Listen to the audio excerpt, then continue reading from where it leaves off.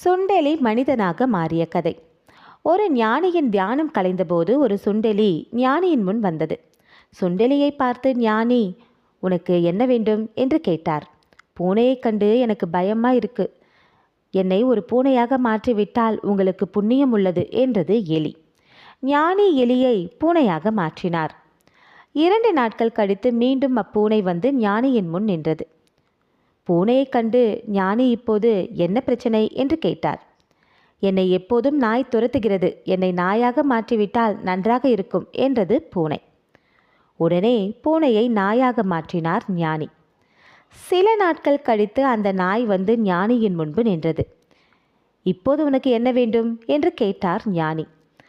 புலி பயம் என்னை வாட்டி எடுக்கிறது, தயவு செய்து என்னை புலியாக மாற்றிவிடுங்கள் என்றது நாய். ஞானி நாயை புலியாக மாற்றினார்.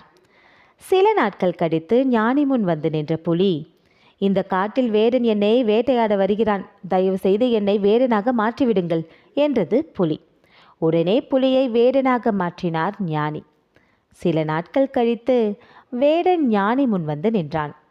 இப்போது உனக்கு என்ன வேண்டும் என்று கேட்டார் ஞானி. எனக்கு மனிதர்களை கண்டால் பயமாக இருக்கிறது என்று சொல்ல ஆரம்பித்தான். உடனே இடைமறித்த ஞானி, சுண்டெலியே, உன்னை எதுவாக மாற்றினால் என்ன? உன் பயம் உன்னை விட்டு போகாது. உனக்கு சுண்டெலியின் இதயம்தான் இருக்கிறது. நீ சுண்டெலியாக இருக்கத்தான் லாயக்கு என்று கூறிவிட்டார் அந்த ஞானி.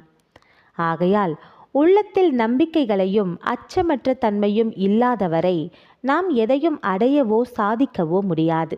உங்களை பற்றி நீங்கள் எப்படி எண்ணுகிறீர்களோ அப்படித்தான் ஆவீர்கள். நீங்களே உங்களை தாழ்த்தி கொள்ளாதீர்கள். உங்களுடைய எண்ணங்கள் செயலற்று போனால் அச்சம், சோர்வு போன்றவை உடலை கூனாக்கி உள்ளத்தை மண்ணாக்கிவிடும். மீண்டும் ஒரு கதையோடு சந்திப்போம். நன்றி.